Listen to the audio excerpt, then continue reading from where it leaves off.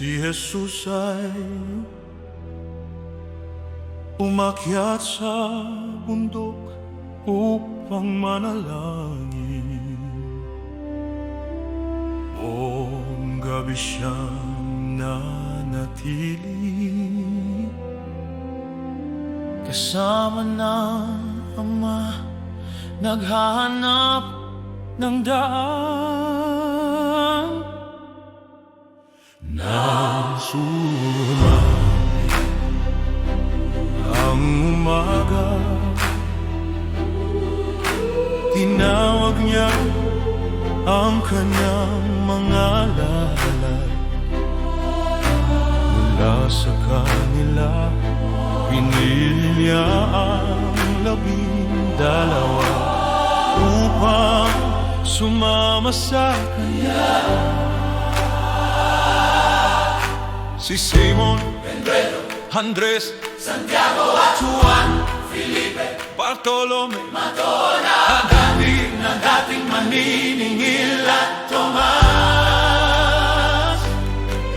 Santiago na anak ni Alfeo, Simon na Zelote, Judas na anak ni Santiago, at Judas Iscariote ang magtataksil sa kanya.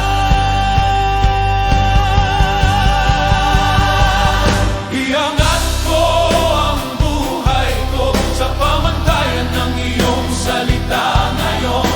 Piliin kong sagutin kapag tinawag ni Jesus ang aking pangalan. Pasiyahan kong iwan ang lahat at sundin siya sa buong buhay. Sumunod sa kanyang tinig, luwalhatin siya sa bawat araw. Iangat ko ang buhay ko sa pamantayan ng iyong salita ngayon.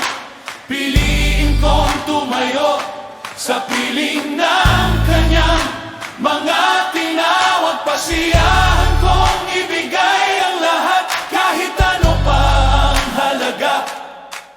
Sumunod sa kanyang tinig, luwalhatin siya sa kanyang trono. Iangat ko ang buhay ko sa pamantayan ng iyong salita ngayon. Piliin kong sagutin kapag tinawag ni Jesus ang aking pangalan. Pasiyahan ko ang minalalhat kahit ano pa ang halaga. Sumunod sa kanyang tinig, luwalhatin siya sa bawat araw. Iangat ko ang buhay ko, piliin kong sagutin, pasiyahan kong sundin siya. Sumunod sa kanyang tinig, luwalhatin siya. Sumunod sa kanyang tinig, luwalhatin siya sa bawat araw. Iangat ko ang buhay ko sa pamantayan ng iyong salita ngayon. Ang katotohanan, ang 12 ay napili na. Ang tawag ay umumalingaw-ngaw pa rin. Ihangat ko ang buhay ko sa kanyang salita at hayaang mabuhay ang kanyang kaluwalhatian sa akin.